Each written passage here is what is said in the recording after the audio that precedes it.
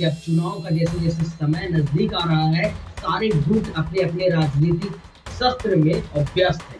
कौन किधर जाएगा, किससे किसका गठबंधन होगा, आज आपको हम पूरी के तहत में ये बातें बताने वाले हैं। और जो लोग कहते थे कि चिराग पासवान के पास अब एक भी सांसद नहीं बचा, वो सारे के सारे सांसद पशुपति पारस के रूप में जा गए हैं। आज हम उनकी एक सच्चाई बताने वाले हैं, आपका दिमाग बिल्कुल हिल जाने वाला है।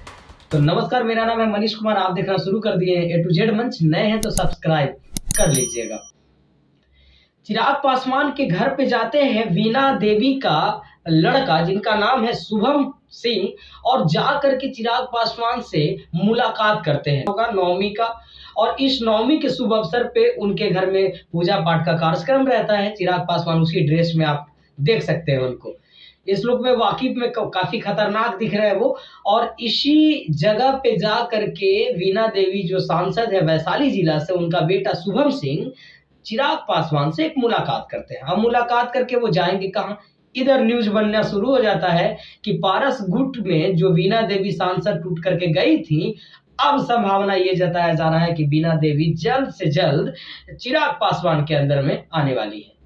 इस बात में कितनी सच्चाई है, मैं आपको पूरी तत्व की तरह उससे बात बताऊंगा। आप खुद अपना दिमाग लगाइएगा और समझिएगा कि वीणा देवी के जो बेटे हैं शुभम सिंह, उनको चिराग पासवान से मुलाकात की ऐसी कौन सा वजह बन गया जिसके वजह से राजनीति का गर्मा गर्म जो खबर है वो सोशल मीडिया पे तैरने लगा। तो आपको हम बता देते हैं, जब पशुपति पारस ने चिराग पासवान के पार्टी को तोड़ा था तो पांचों सांसद जो हैं वो पशुपति पारस के गुट में चले गए थे। लेकिन अब वही सांसद के मन में ये शंका होने लगा है, क्योंकि कहीं ना कहीं जैसा अनुभव लगाया जा रहा है, अनुभव के मुताबिक राजनीतिक सूत्रों की माने तो चिराग पासवान जो है वो एनडीए का हिस्सा होने का चांसेस 70% लग रहा है कि वो एनडीए का ही हिस्सा बनेंगे। क्योंकि भाई साहब चिराग पासवान नीतीश कुमार के पास तो जाएंगे नहीं, नीतीश कुमार से तो उनका 36 का आंकड़ा चलता है। वो कहते भी हैं कि नीतीश जहां पे रहेंगे हम वहां कभी नहीं जाएंगे। तो महागठबंधन में नीतीश और तेजस्वी हो गए। उसके बाद अब जो चिराग पासवान है एनडीए में जाएंगे। एनडीए में जाने के बाद पशुपति पारस भी तो एनडीए का ही हिस्सा है। तो अब उनके जो सांसद हैं उनके मन में ये विचार आने लगा है कि हमने बहुत बड़ी गलती कर दी थी पारस गुट में आकर के, क्योंकि अब हम लोगों को चुनाव तो केवल चिराग पासवान ही जिता सकते हैं। जिस तरीके से उपचारिता मुलाकात हुआ, मुलाकात में क्या क्या बातें हुई होगी, आप इनके फोटो देख करके इनके चेहरे का जो विजुअल है उससे पकड़ सकते हैं कि इन लोगों में कौन सा दाल पक रहा है।